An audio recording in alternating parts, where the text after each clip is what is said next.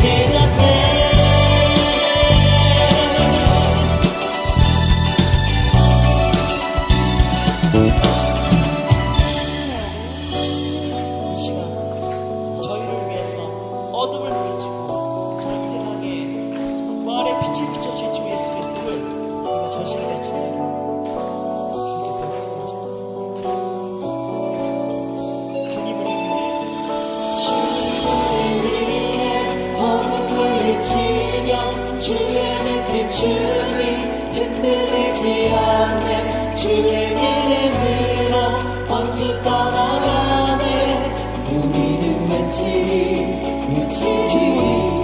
주님 우리 위해 모든 물리치며 주의 눈빛 주님 흔들리지 않네 주의 이름으로 원수 떠나가네 우리는 외치리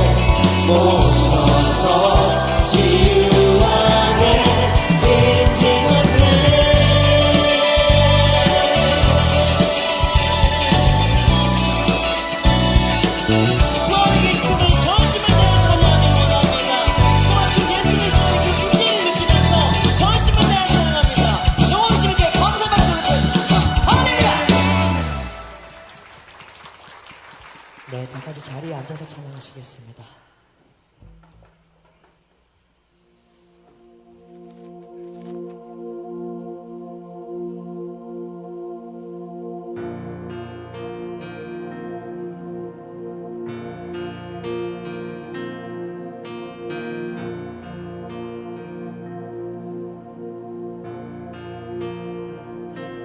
주는 너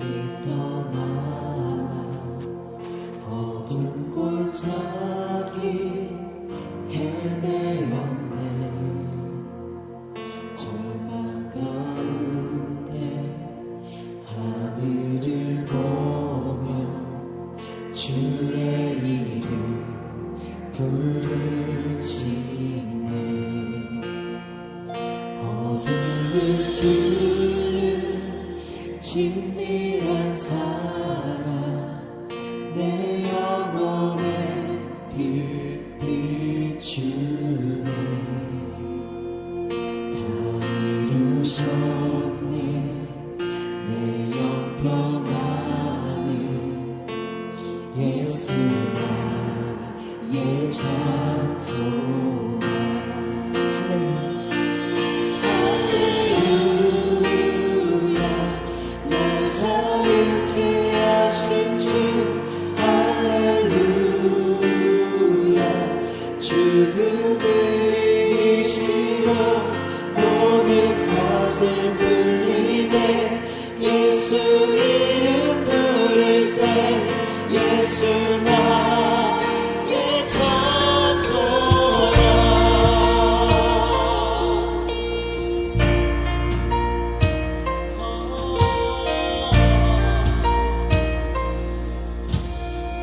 그 크신 자비 그 크신 자비 증량 못하리 한없는 은혜 영원 못해 만유의 주님 영광 버리고 온갖 멸시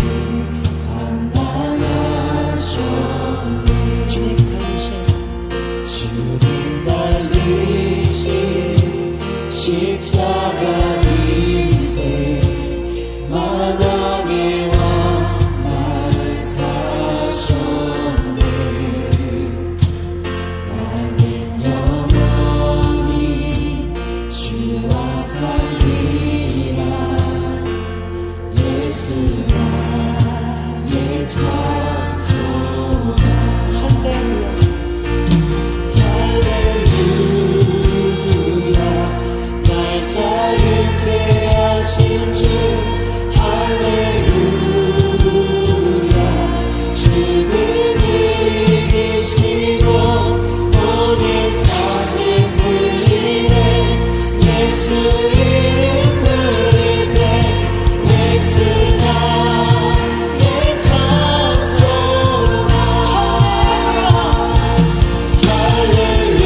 할렐루야 날 자유케 하신 주 할렐루야 죽음을 이기시고 모든 사슬 풀리네 예수 이름 부를 때 예수 나의 찬송아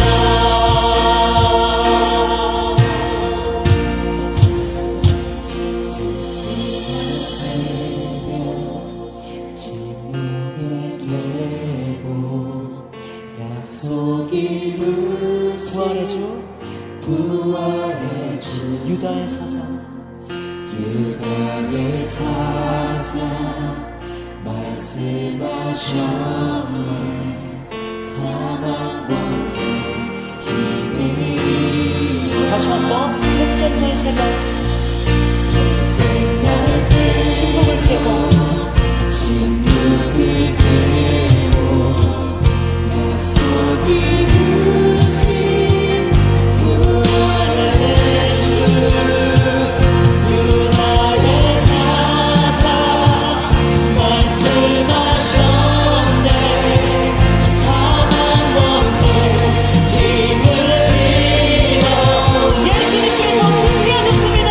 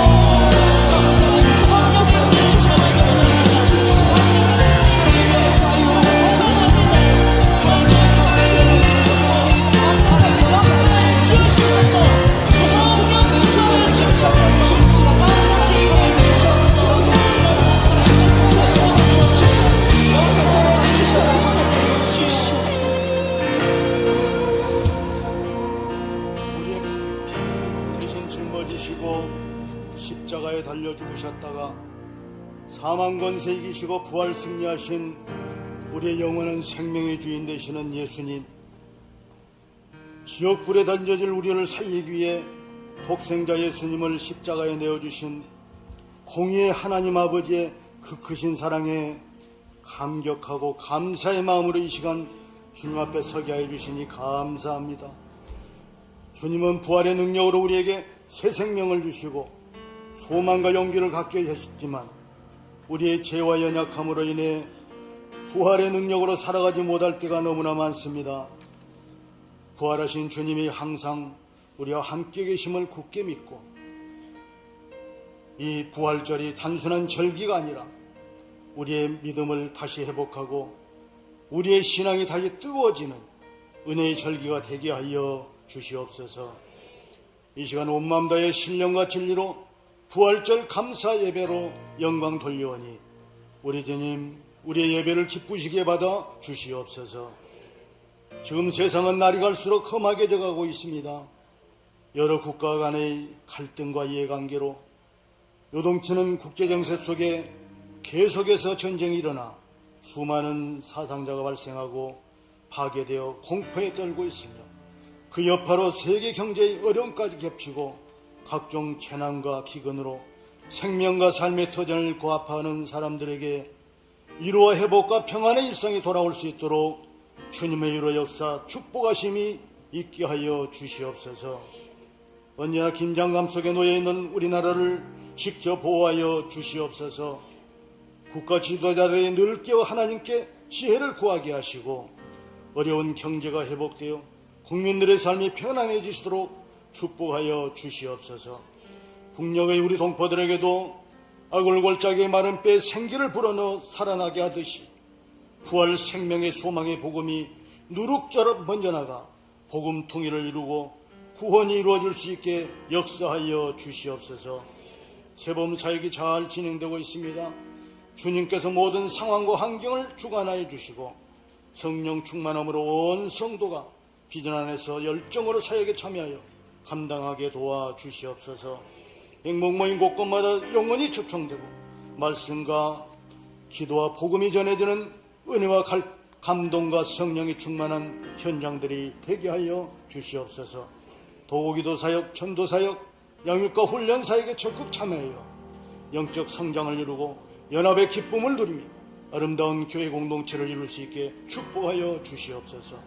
오늘도 생명의 말씀을 전하실 담임 목사님에게 성령의 기름을 부으시어 영육의 강건함과 성령 충만하여 강단으로부터 생수의 강이 넘치게 하시고 사모님과 가족들의 건강을 지켜주시고 모든 필요를 채워주셔서 목양에 어려움이 없도록 축복하여 주시옵소서.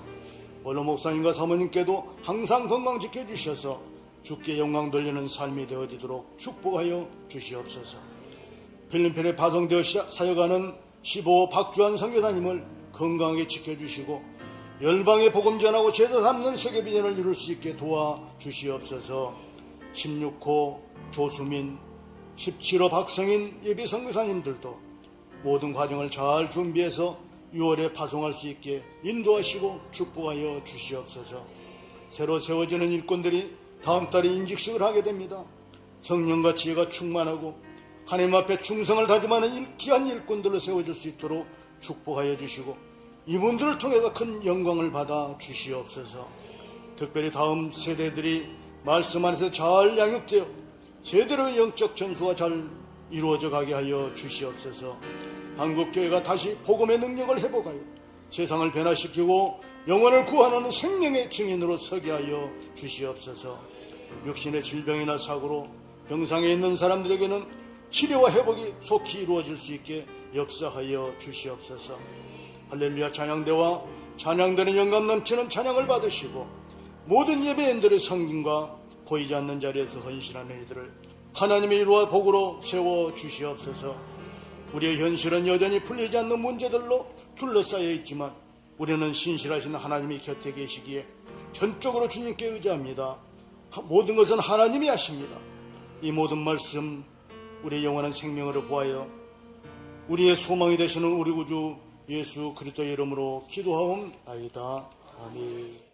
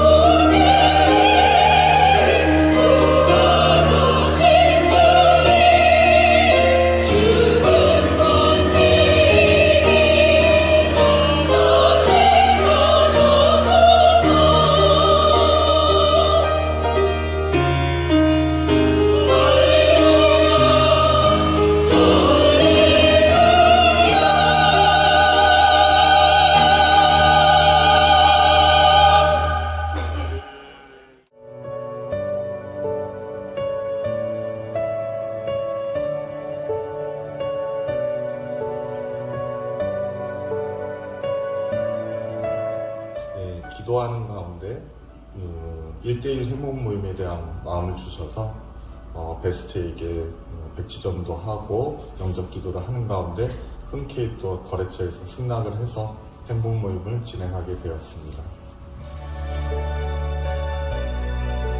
그때 그 광명시에 있는 거래처 사장님하고 행복 모임을 진행하는 가운데 손님이 찾아왔고 그래서 말씀이 진행이 끊어질 수 있는 상황에서 또 이 거래처 사장님께서 말씀을 먼저 다 듣고 작업을 해주겠다라는 얘기를 함으로써 말씀을 우선시하는 그 사장님의 모습을 보고 되게 은혜가 됐고 또 감사했습니다. 그래서 행복모임이 끝까지 은혜롭게 마무리되었습니다. 그리고 사장님께서 저희 교회 초청주일에 방문하셔서 등록을 하셔가지고 더욱더 은혜가 되었습니다. 저번에는 베스트가 정착하지 못했는데요. 이번에 다시 또 흔쾌히 행복모임을 수락했고 다시 행복모임을 통해서 복음이 들어가고 그분이 우리 교회에 잘 정착할 수 있기를 기대하고 있습니다. 새로운 행복모임 잘 되고 있습니다. 기대가 됩니다.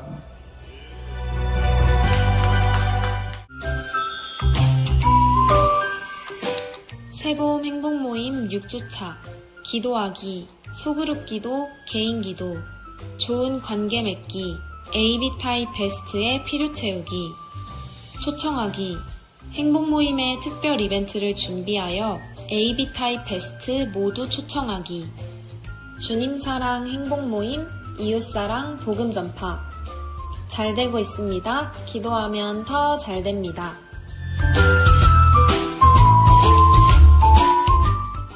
구호를 제창하겠습니다. 모두 자리에서 일어나 주시기 바랍니다. 구호 준비! 할렐루야! 주님 사랑! 이웃 사랑! 주님 사랑! 이웃 사랑! 부전시를! 네. 우리 하나님 말씀을 같이 보도록 하겠습니다. 고린도전서 15장 1절로 8절의 말씀을 우리가 함께 교도하겠습니다. 고린도전서 15장 1절로 8절입니다.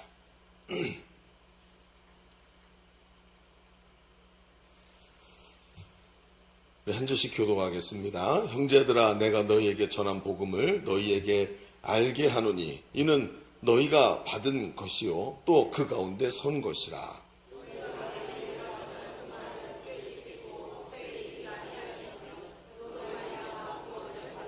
내가 받은 것을 먼저 너희에게 전하였노니 이는 성경대로 그리스도께서 우리 죄를 위하여 죽으시고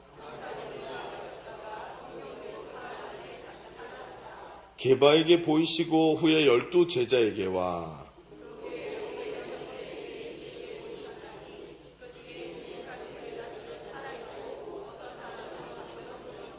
그 후에 야고보에게 보이셨으며 그 후에 모든 사도에게와 만삭되지 못하여 난 자 같은 내게도 보이셨느니라.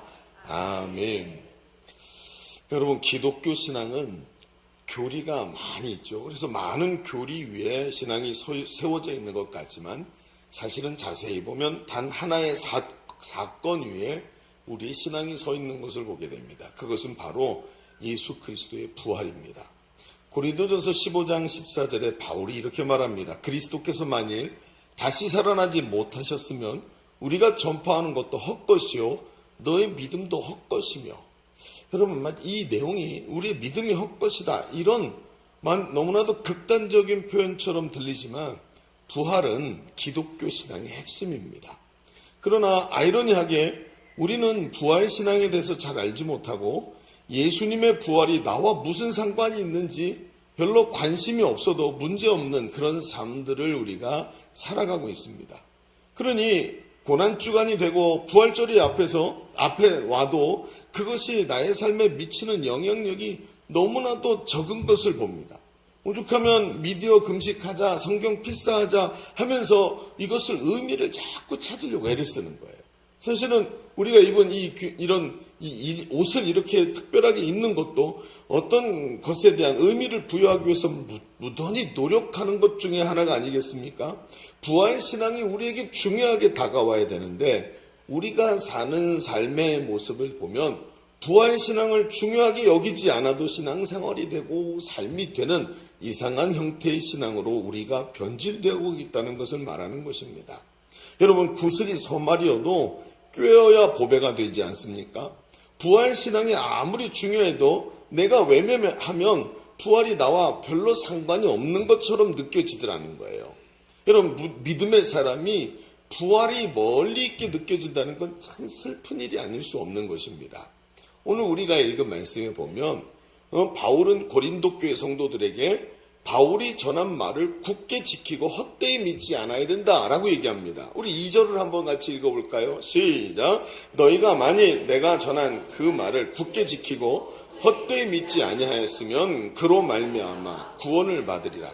자, 여기서 바울이 말한 내가 전한 말, 이게 뭐죠? 바울이 고린도 교회를 세우면서 그들에게 전한 복음을 말하는 것입니다.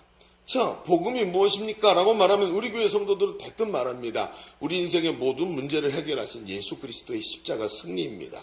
여러분, 이 복음이 말이죠.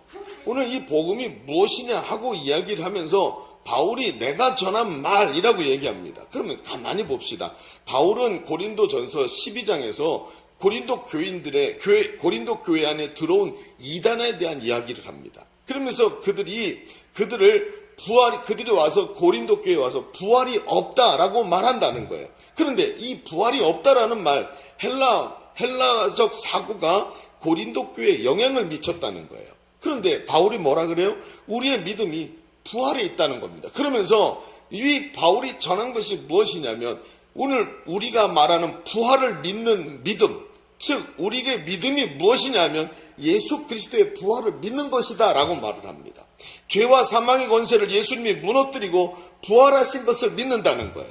그런데 바울이 하는 말이 이런 겁니다. 우리가 자주 부활신앙을 놓치고 믿음에 대해서 말하더라는 거예요. 그럼 우리는 믿음이 있습니다. 그런데 우리의 믿음이 뭘 믿는 거냐? 말하면서 내가 전한 그 말을 굳게 지키고 헛되이 믿지 않는다. 그 헛되이 믿는 게 뭐예요? 뒤에 말했던 이단의 사상들을 갖고 있는 사람이 들어와서 부활은 없다. 죽은 자의 부활은 일어나지 않는다라는 말을 헬라 문화권에서 살던 사람들이 그걸 그냥 받아들여서 부활이라는 것이 헛된 것이구나 하고 생각하는 걸 말하는 거예요. 그러니까 어떤 얘기입니까? 고린도 교회 안에 부활이라는 것에 대해서 중요하게 생각하지 않는 신앙인들이 많아졌다는 거예요. 그러면서 부활을 헛된 것으로 생각하더라. 여러분, 믿음이 있고 머리로 알고 있지만 부활신앙을 살아내지 못하고 있다는 것입니다. 이것이 바로 헛되이 믿는 것이다 라고 바울이 얘기를 합니다. 오늘 우리가 부활절을 맞이했습니다. 가만히 살펴보면 부활절이 되면 1년 내내 별로 생각하지 않았던 부활신앙에 대해서 이야기를 합니다. 가만히 생각해보면 부활신앙을 말하지 않는데 우리의 믿음에 대해서 이야기한다는 것이 굉장히 아이러니하게 느껴지는 것입니다. 오늘 우리는 귀한 날을 맞이해서 우리를 위해서 예수 그리스도가 십자가에서 죽으시고 부활하신 그 신앙을 우리 가운데 확고하게 세워야 할 줄로 믿습니다. 그렇다면 오늘 어떻게 바울이 말한 대로 헛되이 믿는 것이 아니라 부활신앙으로 승리하는 삶이 될 수 있을까 하는 질문을 가지고 오늘 말씀을 시작해 보려고 합니다. 주보 3면을 펼쳐보시면 오늘 말씀의 제목은 그래서 헛되이 믿지 않는 부활이라고 좀 정해놓고 오늘 우리 두 가지 이야기를 좀 해보려고 하는데 아무것도 안 써져 있죠. 그래요. 이렇게 황당한 날도 있습니다. 그래서 간단하게 한번 써보시죠. 첫 번째는 이렇게 한번 써봅시다. 왜 부활이어야만 하는지 알아야 합니다. 첫 번째가 뭐라고요? 왜 부활이어야만 하는지 알아야 됩니다. 자, 우리가 헛되이 믿는 것이 아니라 부활신앙으로 승리하기 위해서는 왜 부활이어야만 하는지 먼저 알아야 합니다.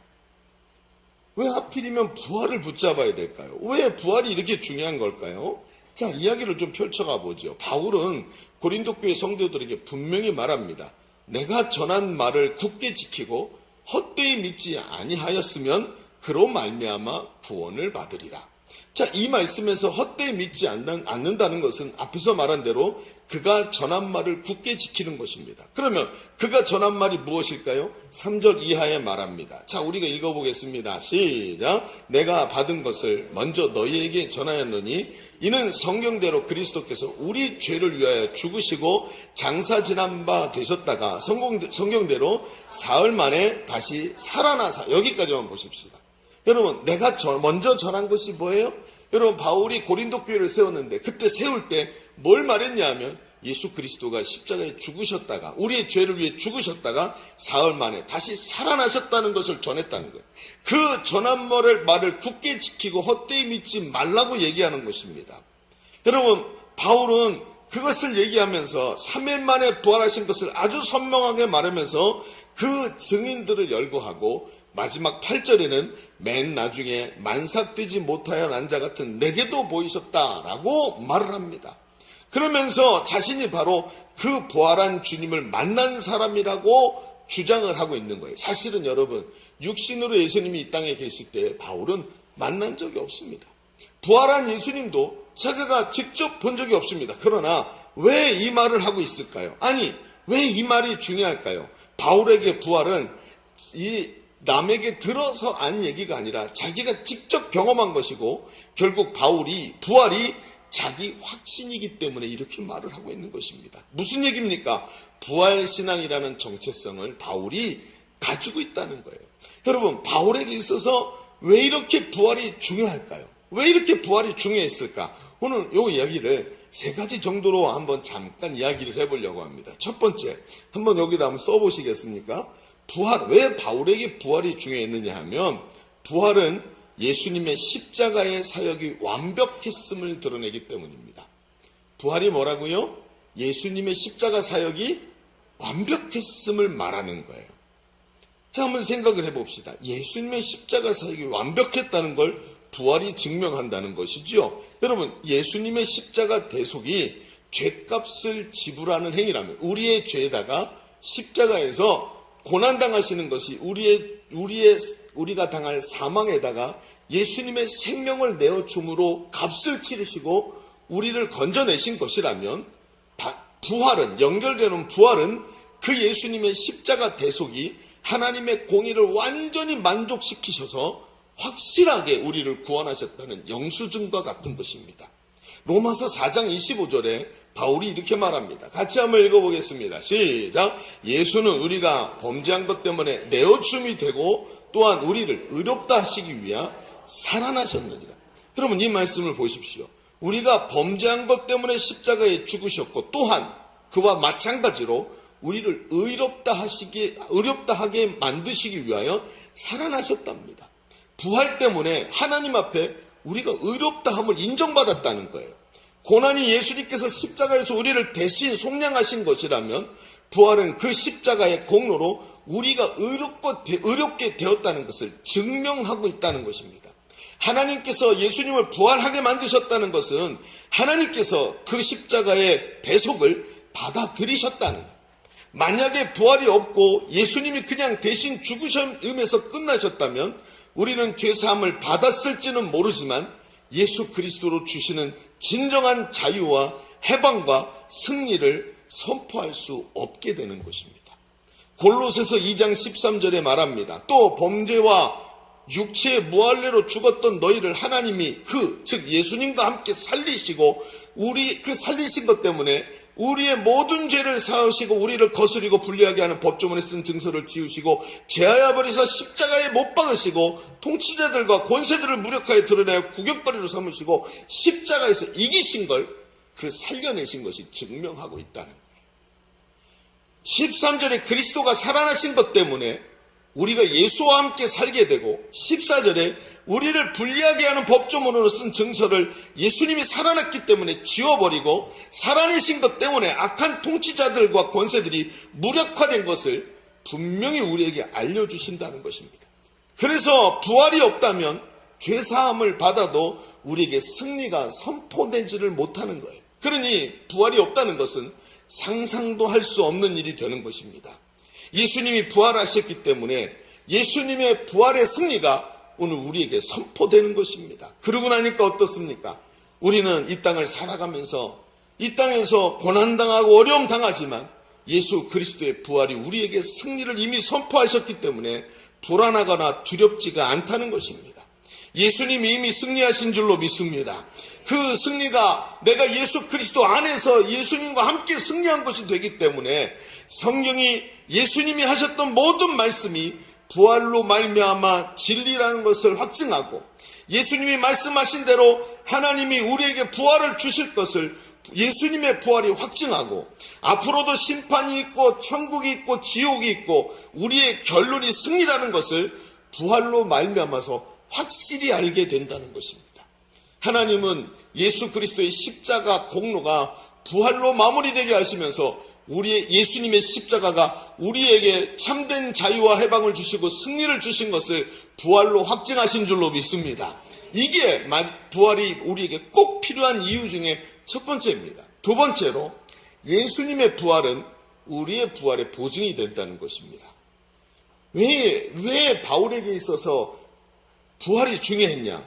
예수님의 부활이 우리의 부활의 보증이라는 것입니다. 여러분, 예수님은 사망 권세를 이기셨습니다. 더 이상 사망은 예수님을 가둘 수 없을 정도로 예수님의 부활 때문에 사망이 완전히 파괴되었습니다. 그런데 중요한 것은 우리가 그리스도 안에서 예수님과 함께 십자가에 쳐 죽을 때 동시에 예수님의 부활에도 참여하게 됐다는 것입니다. 한번 여러분 생각해 보십시다. 바다의 말입니다. 큰 뱀 한 마리가 바다를 헤엄치고 있었습니다. 이 뱀이 얼마나 큰지 그 뱀이 바닷속을 유유히 헤엄치면서 많은 물고기를 집어삼켰습니다. 그러다가 이 물고기 중에 날카로운 지느러미를 가진 물고기 한 마리를 집어삼키게 됐어요.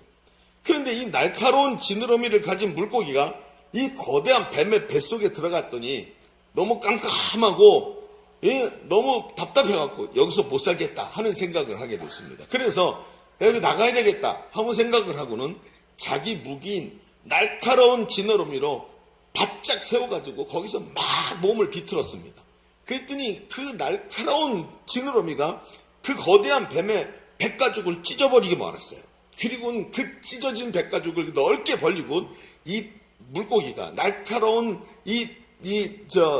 날카로운 지느러미를 가진 물고기가 뱀의 배 바깥으로 빠져나와 버린 겁니다. 그랬더니 어떤 일이 벌어졌냐면 이미 먼저 잡혀먹혔던 다른 물고기들이 이 먼저 빠져나온 뱀의 뒤를 따라서 다 빠져나와서 다른 물고기들이 다 뱀 바깥으로 나와 살았다는 것이죠. 그리고 뱀이 죽었다는 겁니다. 이 뱀이 뭡니까? 바로 사망입니다. 이 뱀이 오랫동안 사람들을 잡아먹었습니다. 그런데 어느 날 예수님까지 삼켰습니다. 그러나 예수님은 죽음의 무덤을 열어 헤치시고 나오셨습니다. 그리고 이제 예수님을 믿고 예수님 안에 있는 자들이 죽음에서 다 예수님을 따라서 부활하게 된 줄로 믿습니다. 그겁니다. 그렇습니다. 우리가 예수를 구주로 고백하는 순간 나는 예수님과 연합하게 되는 것입니다. 그래서 예수님이 뭐라 그러셨냐면 그날에 예수님과 우리가 연합하는 그날, 성령이 임하셔서 예수님과 내가 연합하는 그날에 저가 내 안에, 내가 저 안에 있게 된다 그랬습니다. 여러분, 물리적으로 이게 가능한 일입니까? A가 B 안에 있는데 동시에 B가 A 안에 있을 수 있냔 말입니다. 물리적으로는 일어날 수 없는 일입니다. 그런데 이게 예수님과 신비로운 연합이 되도록 만드시겠대요. 로마서에는 이걸 이렇게 말합니다. 로마서 6장 3절로 4절에 무릇 그리스도 예수와 합하여 세례를 받은 우리는 그의 죽으심과 합하여 세례를 받은 지 알지 못하느냐? 그러므로 우리가 그의 죽으심과 합하여 연합하여 세례를 받음으로 그와 함께 장사되었나니 이는 아버지의 영광으로 말미암아 그리스도를 죽은 자 가운데서 살리심과 같이 우리 또한 새 생명 가운데서 행하게 하려 하십니다. 예수님과 연합해서 십자가에서 죽었기 때문에 예수님과 연합해서 십자가에서 부활하게 된 줄로 믿습니다. 새 생명을 우리에게 얻게 하셨다는 거예요. 이 연합이 우리에게 주는 강력한 능력이 있습니다. 무엇이냐면 우리가 그리스도 안에 있기 때문에 하나님께서 그리스도를 살리신 것 같이 우리도 그리스도 안에서 그와 함께 죽음을 이기고 부활하게 된 것을 믿습니다. 분명하게 성경이 말해요. 고린도전서 15장 20절에 말합니다. 그러나 이제 그리스도께서 죽은 자 가운데서 다시 살아나사 잠자는 자들의 첫 열매가 되셨도다. 첫 열매는 두 번째 열매가 계속 일어나고 세 번째 열매도 100번째 열매도 일어난다는 뜻입니다. 그렇습니다. 예수님의 부활이 첫 열매가 되어서 우리 부활의 보증이 되신 줄로 믿습니다. 이것이 신자가 세상을 살면서 두려워하지 않고 능력으로 살게 하는 가장 중요한 핵심, 즉 부활신앙이라는 것입니다. 여러분, 예수님의 부활이 나의 부활인 줄로 믿습니다. 이것 때문에 바울은 부활이 그렇게 중요하다고 얘기하는 것입니다. 세 번째로, 마지막 세 번째로 부활은 예수님이 참된 왕이신 것을 선포합니다. 부활이 뭘 선포합니까? 예수님이 참된 왕이 되신 것을 선포합니다. 자, 여러분, 예수님이 부활하신 당시의 세상은 로마 제국이 전 세계를 지배할 때입니다. 로마 제국을 잘 아시지요? 막강한 군사력으로 무장하고 무자비하게 전쟁을 치르고 모든 세상을 호령하던 로마의 권력자들, 그 로마의 권력자들을 그 시기에 모두가 두려워했었습니다. 그런데 예수님의 부활은 세상의 권력이나 힘을 뛰어넘어 강력한 권세가 예수님께 있음을 선포하셨습니다. 부활하신 예수님이 제자들에게 이 대목을 분명하게 말씀하십니다. 마태복음 28장 18절을 보십시오. 이렇게 말합니다. 예수께서, 부활하신 그 예수님께서 나와 말씀하여 이르시되 하늘과 땅의 모든 권세를 내게 주셨으니. 여러분, 이 말이 얼마나 중요한지 아십니까? 부활하신 예수님은 하나님께서 예수님께 하늘과 땅의 모든 권세를 주셨다고 선언합니다. 다시 말해서 예수님이 하늘과 땅의 모든 나라의 주권을 가지신 참 왕이 되셨다는 말입니다. 여러분, 이 말씀은 예수님의 부활을 목격한 제자들에게 와서 더욱 나중에 제자들이 성령을 받고 더욱 확실하게 깨달아지고 선포됩니다. 오순절날 성령을 충만히 받은 베드로는 성령이 깨닫게 해주신 지혜로 자신이 예수님께 듣고 배운 모든 것을 더욱 확실하게 선포합니다. 사도행전 2장 36절을 보십시오. 그런즉 이스라엘 온 집은 확실히 알지니 너희가 십자가에 못 박은 이 예수를 하나님이 주와 그리스도가 되게 하셨느니라.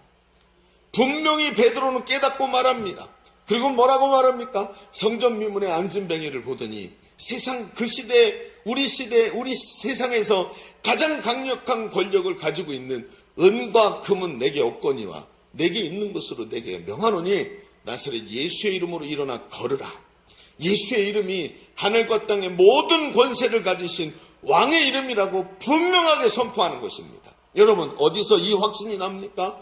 바로 예수 그리스도가 사망 권세를 이기고 부활하신 것입니다. 죄의 싹슨 사망입니다. 그런데 예수님께서 사망을 정복하시면서 그 죄의 주관자인 사탄을 이기셨습니다. 죄로 세상을 찬탈한 사탄의 권세가 부활 때문에 몽땅 무너지고 그 세상이 예수 그리스도의, 하늘과 땅의 모든 권세를 가지신 예수 그리스도의 권력 아래 무릎 꿇게 만드셨습니다. 바로 부활은 예수님이 참된 왕이 되셨다는 것을 증명하는 것입니다. 그리고 그 예수님이 세상 끝날까지 우리와 함께 있게 하신 것이 바로 부활입니다.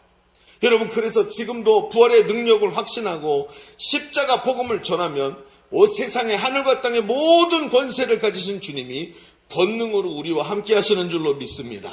그러니까 성경에 뭐라고 합니까? 눈먼 자가 보게 되고 포로된 자와 눌린 자가 자유롭게 되는 역사가 예수 그리스도가 부활하신 주님이 함께 하시는 곳에 일어나지 않습니까? 복음의 절대 능력은 부활하신 예수님이 나의 능력 되실 때 우리에게 일어나는 줄로 믿습니다. 부활하신 예수님이 모든 권세를 가지고 나와 함께하고 계신다는 것을 확신하면서 믿을 때 그 부활의 능력이 우리의 능력이 되는 것입니다. 여러분 보십시오. 바울은 부활이 무엇인지 너무나도 잘 알고 있었습니다. 그리고 자신이 부활하신 주님을 목격했다고 얘기를 합니다. 여러분, 그 부활하신 주님을 목격한 바울이 얼마나 확신했을까요? 이 확신이 바로 믿음인 것입니다. 부활의 능력이 나에게 있는 것을 매일 경험하게 만들지 않았습니까? 여러분, 손수건만 갖다 대도 병든 자가 낫고, 예수의 이름으로 복음을 전할 때 귀신이 떠나가고, 모든 묶임과 눌림들이 자유롭게 되는 것을 부활하신 예수 그리스도와 함께 사역하면서 바울은 매일 경험했던 것입니다. 그래서 바울은 내가 전한 부활의 복음을 굳게 지키고 복음이 없다고 말하는 부활이 없다고 말하는 그 헛된 이야기를 믿어서는 안 된다는 것입니다. 그렇습니다, 여러분. 오늘 우리가 가는 길이 바로 이 길입니다. 바울이 말하는 그 부활의 복음을 확실히 붙잡고 가는 것이 오늘 이 땅에서 부활하신 승리를 누리는 길인 줄로 믿습니다. 여러분, 우리가 믿음이라고 말할 때 많은 사람들이 부활을 제쳐놓고 믿음을 얘기합니다. 얼마나 기가 막힌 얘기입니까? 우리의 믿음이 무엇입니까? 예수 그리스도가 부활하셔서 그 부활하신 하늘과 땅의 권세를 가지신 그분이 우리와 함께하기에 그분을 믿고 의지할 때 부활하신 주님이 우리의 능력되는 줄로 믿습니다. 그런데 부활을 제쳐놓고 믿고 의지하면 된다고 말한다는 게 이게 말이나 되냔 말입니다. 우리의 믿음을 가만히 보십시오. 1년에 몇 번이나 부활하신 예수님의 능력을 향해서 두 손을 벌립니까?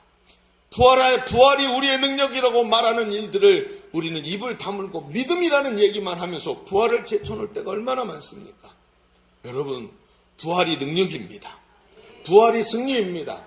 부활하신 예수님을 빼놓고는 우리의 믿음을 말할 수가 없는 거예요. 여러분, 우리의 믿음은 부활하신 예수 그리스도를 믿는 것인 줄로 믿습니다. 예수의 부활이 내 부활 되도록 만드신 그 은혜를 믿고 의지할 때 부활의 능력으로 충만한 성도의 삶이 되는 줄로 믿습니다.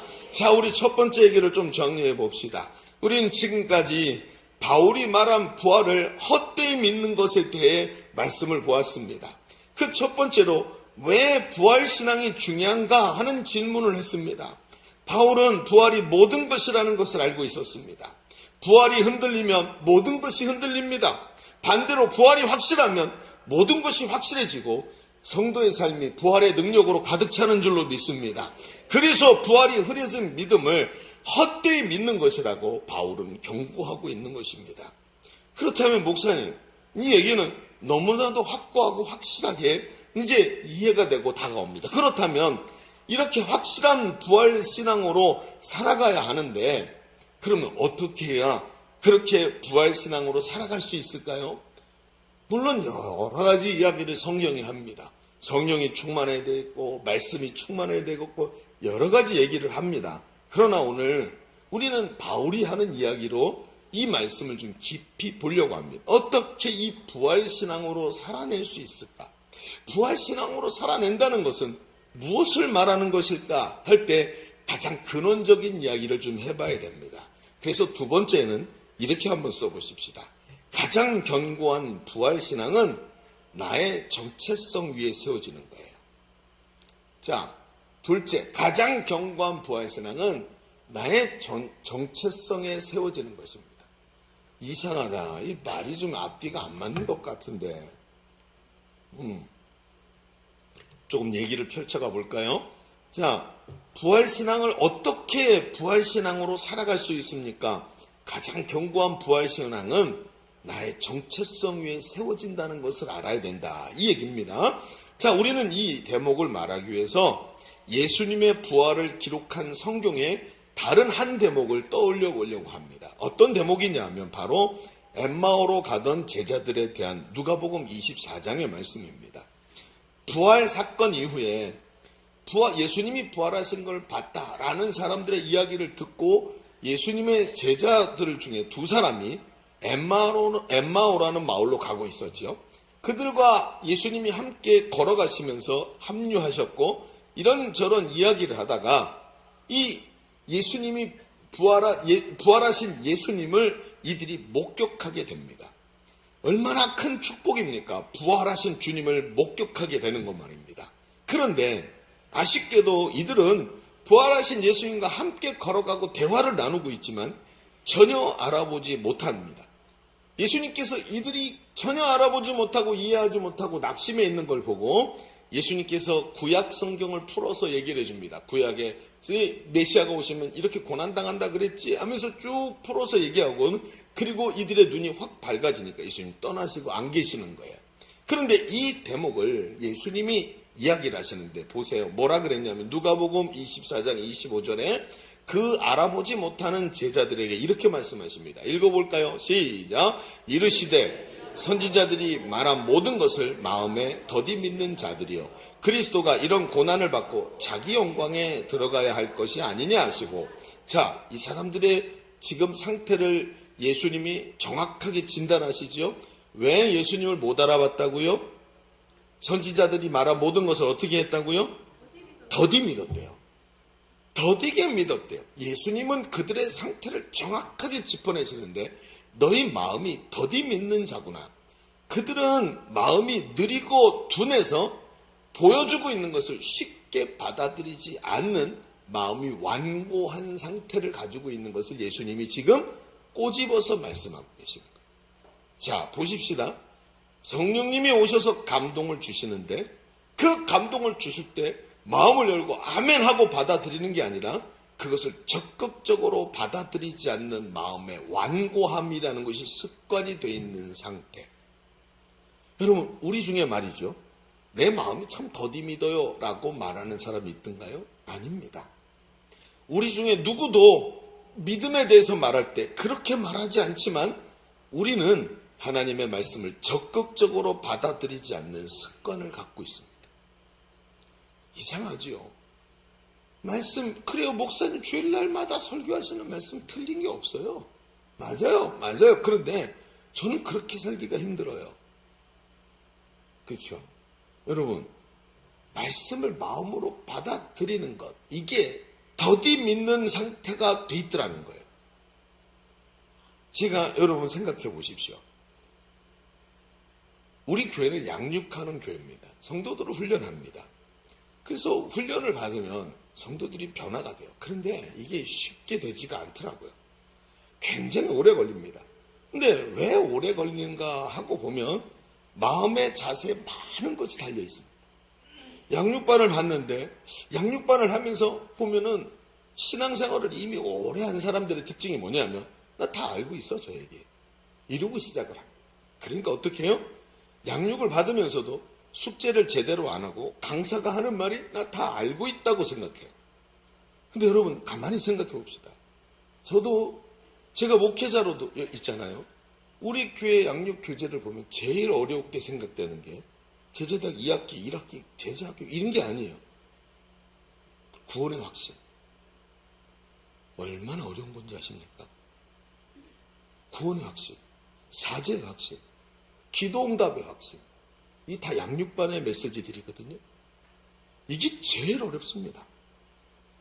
너무나 기초적인 얘기 같지만 가장 어려운 거예요. 여러분, 그러니까 어떡합니까? 그 자리에 들어가서 마음을 활짝 열고 그걸 받아들이기 위한 마치 어린아이 같은 마음으로 받아들이는 사람들은 거기서 큰 변화가 일어납니다. 그러다 보니까 누가 변화되는지 아세요? 이제 예수 믿고 예수 믿은 지 6개월도 안 돼서 양육반에 처음 들어온 사람들은 메시지를 듣고 변화됩니다. 크게 변화됩니다. 그런데 이미 신앙생활을 오래 하셨던 분들은 잘 변화가 안 돼요. 성령이 마음을 감동하셔도 마음을 잘 열지를 않습니다. 그리고 나에게는 은혜가 없다고 얘기합니다. 마음에 더디 믿는 겁니다. 성령이 가르쳐 주시지만 그 감동이 오고 깨달음이 오고 머릿속으로 이해가 되는데 마음을 열지를 않습니다. 이게 바로 더디 믿는 겁니다. 그런데 이렇게 마음에 더디 믿는 제자들에게 한순간 변화의 순간이 옵니다. 32절에 이렇게 말합니다. 그들이 서로 말하되 길에서 우리에게 말씀하시고 우리에게 성경을 풀어주실 때 우리 속에서 마음이 뜨겁지 아니하더냐 하고, 여러분 예수님이 도와주시기 시작합니다. 자, 구약성경 이런 말씀이 있지, 이게 메시아를 의미하는 게 맞지 않으나? 그런데 이 메시아가 고난당한다고 써있잖아 하고 말씀을 풀어주시는데 갑자기 마음이 뜨거워지면서 깨닫고 눈이 열리는 거예요. 들으면서 차츰 변화되는 것이 아니라 눈이 열리니까 갑자기 한순간에 모든 것이 깨달아집니다. 이게 너무나 중요한 얘기입니다. 여러분, 저는 이런 생각을 합니다. 제가 제자 훈련을 얼마나 했냐면 21년을 했습니다. 21년 동안 제자를 세우는 일들을 목회의 중심에 놓고 제일 많은 시간을 제자 훈련에다 투자했습니다. 그러면서 느끼는 것이 있습니다. 제가 어떤 생각이 느껴지냐면 이번에도 우리 제자대학에서 이런 말을 씁니다. 여러분, 양육 받으면서, 훈련 받으면서 큐티만 제대로 하고 하루에 1시간씩만 기도하면 변화되지 않는 사람이 없을 것 같습니다. 그랬더니 그 방에 와 있던 사람들이 다 아멘이라고 말하더라고요. 맞아요, 목사님. 큐티만 제대로 하고 1시간만 기도해도 사람 누구나 변화될 것 같습니다. 자기들이 느끼는 거예요. 왜요? 성경이 얘기하죠. 말씀과 기도로 거룩해진다. 여러분, 한 사람이 말씀과 기도로 100% 변화될 줄로 믿습니다. 분명히 하는 거예요. 왜? 깨닫게 하시니까. 문제는 뭐지요? 내 마음이 게을러서 이걸 안 하고 있더라. 제자들을 보십시오. 한순간 확 깨달음이 오니까 눈이 확 열립니다. 그리고 하는 행동을 보십시오. 그들은 예수님이 십자가에 죽으시는 장면을 보고 절망 속에 있었습니다. 그런데 그들이 즉시로 그 절망이 갑자기 소망으로 확 뒤집힙니다. 뭐라고요? 말씀과 기도로 사람이 거룩해지듯이 확 뒤집히는데 그들이 절망을 가지고 엠마오로 가던 자들이 갑자기 싹 돌이키더니요. 다시 예루살렘으로 갑니다. 자기들이 실망했던 예루살렘으로 가는데 예루살렘에 가서 뭐라고 합니까? 여러분 35절에 말합니다. 두 사람이 길에서 된 일과 예수께서 떡 대심으로 자기들에게 알려주신 것을 그들에게 말하더라. 절망해서 고개를 돌리고 예루살렘을 등지고 가던 사람들이 다시 예루살렘으로 가서 부활을 증거하는 사람으로 바뀌었다는 거예요. 자, 그런데 중요한 게 뭐죠? 바울을 보십시오. 자, 다시 바울로 와서 보십시오. 바울은 어떻게 주님을 만나죠?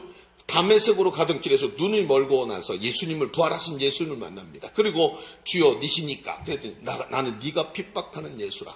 그리고 아나니아의 안수로 다시 눈을 떠서 눈을 뜨게 되죠. 그리고 나서 뭘 하죠? 사도행전 9장 20절에 정확하게 말합니다. 즉시로 뭐 한다고요? 각 회당에서 예수가 하나님의 아들이심을 전파하기 시작해요. 오늘 본문의 바울은 부활이 없다고 하는 것을 헛되이 믿는 것이라고 강력하게 말하면서 예수님의 부활이 참된 것이라는 것을 말하기 위해서 부활의 증인들이 이렇게 많다고 게바와 베드로와 12제자 그리고 많은 제자들에게 알려지고 맨 마지막에 8절에 뭐라 그래요? 맨 나중에 만삭되지 못하여 난자 같은 나에게도 보이셨느니라. 자, 8절을 보여주세요. 8절 만삭되지 못하여 난자 같은 나에게도 보이셨느니라. 자, 자기를 지금 뭐라고 표현하고 있어요? 부활의 증인으로 자기를 지금 표현하고 엠마오로 가던 자들도 부활하신 예수님을 만나더니 부활을 증언하는 자들로 회딱 뒤집히더니 바울도 예수님을 만나더니 예수가 그리스도라고 말하는 사람이라고 회딱 뒤집히더니 오늘 말씀에 뭐라 그러냐면 자기를 예수를 증언하는 자의 증인으로 자기를 소개하고 있어요. 자신이 경험한 부활을 증언하기 시작합니다. 내가 바로 그 부활을 목격한 증인이라고 말합니다. 어느 정도로 이 증인으로 살았냐면 목숨을 걸고 말했습니다. 평생 이 복음을 증언하기 위해서 살아왔습니다.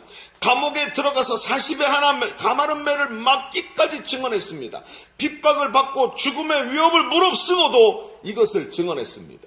심지어 사도행전 20장 24절에 이렇게 말합니다. 같이 읽어봅시다. 시작. 내가 달려갈 길과 주 예수께 받은 사명 곧 하나님의 은혜의 복음을 증언하는 일을 마치려 하면은 나의 생명조차도 조금도 귀한 것으로 여기지 아니하냐. 내 생명 전체를 바쳐서 뭐 하겠대요? 증언하겠대요. 복음을 위해 살아가겠대요. 바울은 부활을 목격하고 강력하게 변화됐습니다. 그리고 뭐 하냐면 자신을 부활의 증인으로 자기 정체성을 새롭게 발견하고 평생 부활의 증인되는 일을 위해 자기 생명도 아끼지 않겠다고 얘기했습니다. 여러분 앞에 뭐라 그랬죠? 가장 견고한 부활신앙은 어디에 세워진다고요? 어떤 정체성이요? 복음을 전하는 부활의 증인으로서의 정체성 위에 강력하게 세워지는 겁니다. 누가 가장 강력한 부활의 증인으로 삽니까? 복음을 전하는 증인의 삶을 살아내는 사람이 가장 강력한 부활신앙을 가진 사람이에요. 더디 믿는 사람의 정체성이 아니라 부활의 증인의 정체성을 가지고 복음 전하는 현장에서 살아내더라는 거예요. 그럼 어젯밤에 한 청년이 저한테 장문의 카톡 메시지를 보냈습니다. 뭔 얘기냐 하면 이 청년 20대 초반의 청년 자매인데 이 친구가 우리 교회에서 이제 청소년 때부터 자라나고 집에서는 이제 막내예요. 얼마나 예쁘고 귀엽게 자랐겠습니까? 근데 이 친구가 지난번 행복모임 때 행복모임 인도자가 됐어요. 제자들에게 훈련받고. 행복모임 인도자가 됐고 한 번은 지나갔고 이번에 두 번째 인도자가 된 거예요. 그리고 시작하면서 이제 행복모임을 시작했는데 메시지를 전하면서 늘 이번에는 보니까 리더반에서 간증을 하는데 행복모임마다 너무 즐겁고 재밌고 동역자들하고 두세 사람이 앉아서 같이 복음을 나누고 베스트 초청하기 위해서 기도하고 하는데 거기가 그렇게 재밌고 이제 흥분되는 곳이죠. 그런데 이번 주에 복음을 전하는데 딱 끝나고 나서 이제 뜬금없이 자기와 함께 하고 있는 목장 식구들이 자기한테 뜬금없는 질문을 했대요. 어떤 질문을 했냐면 사탄이 왜 생겼습니까? 지옥이 하나님께서 본래 사람을 보내려 한 곳이 아니라고 했고 사탄이 흔히 미디어 컬처에서 나오는 것처럼 지옥을 다스리는 존재가 아니라 지옥 자체가 사탄에게 줄 형벌이라고 했는데 그 이유가 뭡니까? 라고 질문했대요. 야, 청년들 질문 날카롭죠. 진짜 날카로워요. 또 이런 질문했대요. 그럼 만약에 사탄이 진심으로 회개하면 하나님은 용서해 주실까요? 두 번째 질문이었습니다. 세 번째 질문. 베스트에게 전도하다가 베스트가 자기한테 질문을 했대요. 하나님이 온 세상을 창조하셨다면 이 넓은 우주에 다른 행성과 외계인도 있을 텐데 그럼 외계인들도 하나님을 믿으며 구원받습니까? 자, 이 질문에 대한 답이 궁금하신가요? 네, 500원씩 내시면 예배 마치고 가르쳐 드리겠습니다. 그런데 중요한 게 지금 이 질문을 누가 했냐면 이 행복모임 인도자보다 나이가 많은 오빠 그리고 언니 이런 친구들이 한 거예요. 근데 이 친구가 뭐라 그랬냐면 목사님 제가 아는 대로 이 얘기를 해줬고 그리고 아는 대로 하고 혹시 내가 잘못 대답했을지도 모르니까 목사님께 여쭤보고 정확하게 알려주겠다고 얘기하고 왔습니다. 목사님 제가 이렇게 대답했는데 맞나요? 하고 저한테 그걸 다 보내고 전화로 하면 쉬울 걸 다 쓴 거죠. 요즘 애들은 이게 빠르니까 이게 훨씬 쉬운가 봐요. 그런데 제가 가만히 읽어보니까 지가 아는 대로 대답해줬다는데 얼마나 정확하게 말해줬는지 그 말 한마디 한마디가 확신에 차 있는 대답을 해줬더라고요. 이번이 두 번째 인도인데 리더반에서 나눔을 하는데 얼마나 담대한 복음 전도자의 정체성을 가지고 있는지가 보이는 거예요. 복음 전하는 현장에 내가 있으면서 복음을 전하는 사람이 되니까 집에서 막내가 아니라 나보다 언니 오빠들을 데려다 놓고 복음을 전하겠다고 노력하고 있는 그런 후배가 아니라 강력한 복음 전도자로의 정체성을 가지고 앞에 있는 사람을 향해서 하나님의 복음을 선포하고 있는 것이 그 내용 안에 다 역력히 보이는 거예요. 제가 얼마나 그 이야기를 그 내용을 들여다보면서 얼마나 마음이 뿌듯하고 기쁘던지 정말 그 친구가 보낸 문자보다 더 길게 칭찬을 해줬습니다. 잘했다고. 제가 말씀을 준비하면서 이 이야기가 계속 이 친구의 이야기가 생각이 나면서 마음이 참 기쁘더라고요. 이 친구가 부활의 복음을 가지고 있습니다. 얼마나 좋은지요. 여러분 복음 전도자로서 정체성을 가지고 있으니까 부활의 능력으로 담대히 말하는 사람으로 살아내더라는 것입니다. 여러분 앞에서 어떻게 부활신앙을 살아내냐고 물었습니다. 부활신앙이 중요한 건 알겠습니다. 그런데 어떻게 부활신앙으로 살아낼 수 있습니까? 여러분 말씀과 성령이 충만해서 오늘도 담대하게 예수의 이름을 선포할 때마다 부활의 승리를 누리며 달려가는 복음 전도자의 삶을 살아낼 줄로 믿습니다. 그렇습니다. 바울은 그 복음 전도자의 삶을 평생 살아가면서 이제후로는 내게 의의 면류관이 예비되었다고 확신하면서 달려가지 않습니까? 바울이 평생을 살면서 그 많은 고난 속에서도 끝까지 포기하지 않고 믿음으로 끝까지 승리할 수 있었던 것은 그가 부활을 전하는 자였기 때문입니다. 바울은 오늘 우리에게 이야기합니다. 사랑하는 성도요, 예수 그리스도의 제자된 성도요, 예일교회 자녀, 예일교회 성도들이요, 부활의 증인으로 사시라. 할렐루야. 부활하신 예수님의 이름을 전할 때마다 그 이름이 능력이 되고, 병이 낫고 귀신이 떠나가고 사람이 변화되고 기도 응답 받는 삶들을 오늘 우리가 누릴 때, 우리 입술을 통해서 전해지는 복음에서 수많은 사람들이 부활의 능력으로 구원받게 될 것을 확신하는 줄로 믿습니다. 그렇습니다. 이게 바로 부활신앙으로 살아가는 사람의 모습입니다. 여러분, 이제 말씀을 마감하십시다. 부활신앙은 우리의 믿음이 헛된 믿음이 아니라는 것을 보여줍니다. 우리의 믿음이 공허하거나 헛되지 않은 것은 바로 부활신앙 때문입니다. 오늘도 예수님의 부활이 내 속에 살아있는 부활신앙이 되어야 할 줄로 믿습니다. 우리의 믿음은 부활을 믿는 것입니다. 하나님께서 내 기도에 응답해 주시겠지? 아닙니다. 예수 그리스도가 부활하셔서 내가 예수 그리스도 안에 있기 때문에 하나님께서 아들 예수에게 응답하시고 부활하신 주님이 나의 능력이 되시기 때문에 기도가 응답되는 줄로 믿습니다. 부활을 빼고 우리는 믿음을 말할 수 없다는 것을 생각할 줄 알아야 되는 겁니다.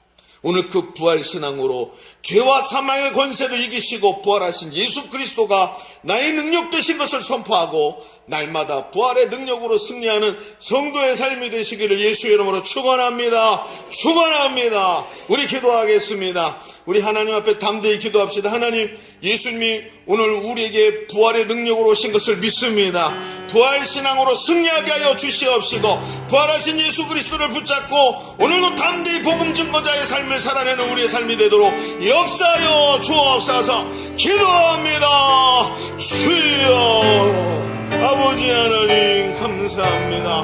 오늘 우리는 죄와 사망 권세를 이기시고 하나님 승리하신 예수 그리스도의 부활의 능력으로 살아가는 존재들입니다. 하나님, 부활의 능력으로 살아가는 것을 확신하게 하여 주시옵시고 그 부활의 능력으로 오늘도 담대히 선포하며 달려가게 하여 주옵소서. 복음 전도자로 살게 하여 주시옵시고 오늘도 부활을 선포하며 나가게 하여 주옵소서. 하나님, 복음의 사람으로 승리하게 하여 주옵소서. 주여 역사하시기를 간절히 원합니다. 우리 다시 한번 기도합시다. 두 손을 하나님께 올려드리십시오. 주님, 오늘 나를 붙잡으시고 복음 전도자의 삶을 살아내게 하여 주옵소서. 예수 부활하신 예수가 하늘과 땅의 권세를 가지고 나와 함께 하시는 것을 확신하게 하여 주시옵시고 하나님 부활하신 예수를 전하고 부활의 승리인 것을 확실히 말할 수 있는 담대함이 우리 가운데 있게 하여 주옵소서. 부활하신 예수의 이름을 선포할 때마다 승리하는 성도의 삶이 되게 하여 주옵소서. 우리 다시 한번 주님의 치고 기도합니다. 주여,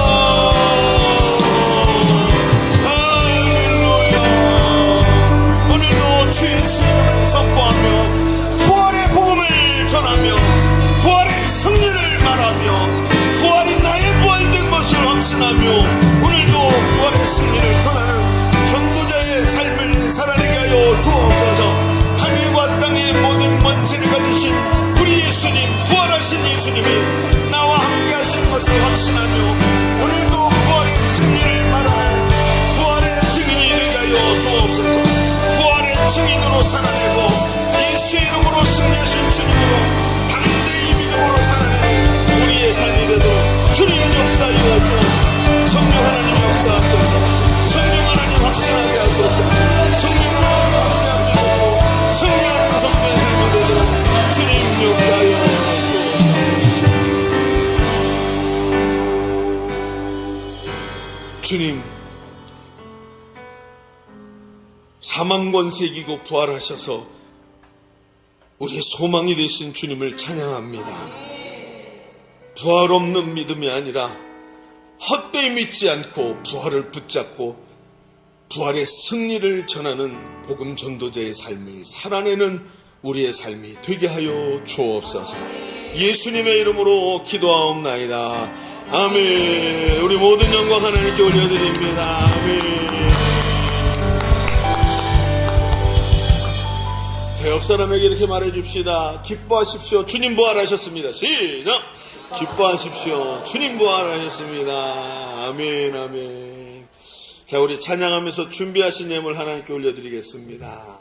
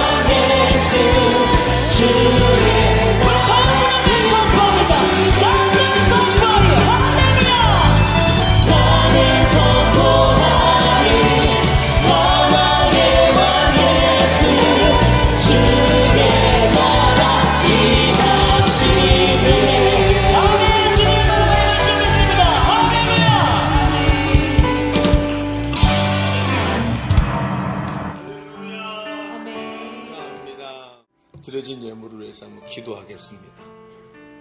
거룩하신 하나님, 이 부활의 큰 능력을 우리에게 주심을 감사합니다. 부활하신 예수님은 우리의 능력이 되셔서 하늘과 땅의 모든 권세를 가지고 우리와 영원토록 함께 하시겠다고 하셨는데 우리는 부활의 능력을 잊어버리고 살 때가 많지 않았는지요. 하나님, 말씀 꽉 붙잡고 복음의 현장에서, 전하는 사역의 현장에서 부활의 증인으로 승리하는 성도의 삶이 되게 하여 주옵소서. 오늘도 아버지 하나님 앞에 예물 드리며 예배를 올려드렸습니다.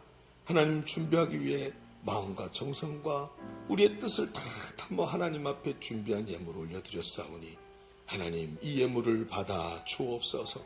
부활의 기쁨을 가지고 올려드린 이 예물 위에 주님 기름 부어 주시옵시고 마음과 생각을 주님 사로잡아서 하나님 나라와 의를 위해 살아가며 날마다 부활의 증인으로 승리하는 삶을 살도록 하나님 그 손길 위에 복을 더하여 주옵소서. 돌아가는 발걸음 주님 지켜주시고 한 주간도 주의 은혜 가운데 승리하게 하시며 모든 사역의 현장과 가정과 일터와 직장에서 하나님 영광이 드러나는 성도의 삶이 되도록 역사하여 주옵소서. 오늘도 함께 하심을 감사드리며 이제는 우리 구주 예수 그리스도의 은혜와 아버지 하나님의 지극하신 사랑하심과 성령님이 우리 안에 내주하시고 교통하시는 은혜가 오늘 부활절을 맞이하여 부활의 신앙을 견고히 하며 하나님 앞에 믿음으로 다짐하며 삶의 현장으로 달려나가는 모든 성도들 머리머리 위에, 저들의 삶의 현장과 가정 위에, 주님이 핏값으로 세우신 주의 몸된 교회 위에, 지금도 신음하고 있는 이 나라 이 민족 위에, 열방의 선교사들 위에 이제로부터 영원토록 함께 계실지어다. 아멘.